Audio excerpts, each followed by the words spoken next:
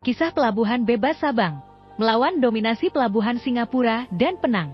Perkembangan pesat Pelabuhan Bebas Sabang telah menimbulkan kekhawatiran di Singapura yang telah lama menjadi pusat utama di Selat Malaka, Belanda, dengan keinginan untuk menjadikan Sumatera, khususnya Aceh, mandiri dari ketergantungan pada Penang dan Singapura, memperkuat kehadiran dan pengembangan Sabang. Pemerintah Inggris menyadari potensi ancaman dari Sabang dan mengambil langkah-langkah untuk memantau situasi ini dengan cermat. Kebijakan pembatasan terhadap kapal asing di Singapura dicabut pada tahun 1894 sebagai respons terhadap perkembangan pesat pelabuhan Sabang yang mulai dianggap sebagai ancaman serius. Konstruksi penting dilakukan di Sabang pada tahun 1896, termasuk pembangunan mercusuar dan saluran air yang meningkatkan infrastruktur pelabuhan. Pada tahun yang sama, Belanda juga membangun jaringan komunikasi dengan kabel bawah laut menghubungkan Sabang secara global. Pada tahun 1898, respons dari Singapura terhadap meningkatnya persaingan adalah dengan melaporkan kelangkaan batu bara di wilayah timur. Belanda menanggapi dengan meningkatkan stok batu bara ombilin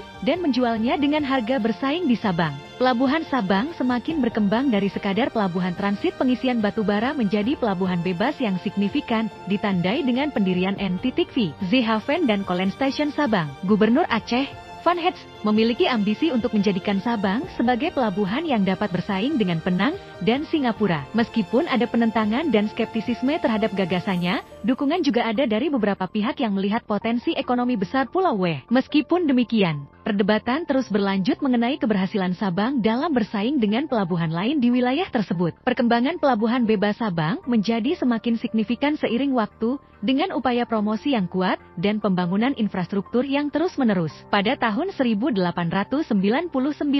Sabang berhasil menarik 242 kapal asing ke pelabuhannya, menandakan daya tariknya yang meningkat di arena internasional. Pembangunan infrastruktur pelabuhan terus dilakukan, termasuk pendirian dockering yang mampu menampung kapal hingga 3.000 ton, dan pembangunan bengkel besi dan baja untuk perbaikan kapal dan mesin. Kolaborasi antara NEM dan KPM dalam membuka rute pelayaran dari Delhi ke Sabang juga menjadi tonggak penting dalam meningkatkan aksesibilitas pelabuhan. Sabang tidak hanya menjadi pusat pengiriman batu bara, tetapi juga berkembang menjadi pusat perdagangan yang penting. Peningkatan infrastruktur seperti hotel, gudang penyimpanan, dan kapal uap Sabang Baai memperkuat peran Sabang dalam lalu lintas perdagangan. Pendirian Aceh Transport Maatskepit juga mendukung perkembangan ini dengan menyediakan layanan feri yang penting bagi konektivitas pelabuhan. Pembangunan terus berlanjut di Sabang dengan penambahan fasilitas-fasilitas baru setiap tahunnya. Sabang terus beradaptasi dengan perubahan zaman, termasuk peningkatan penggunaan minyak bumi sebagai sumber energi. Perjanjian dengan Koninklijke Nederlandse Petroleum Maatschappiij pada tahun 1911 menunjukkan komitmen Sabang untuk tetap relevan dalam perdagangan minyak bumi. Meskipun Sabang telah berhasil memperkuat posisinya sebagai pelabuhan yang penting dalam lalu lintas perdagangan,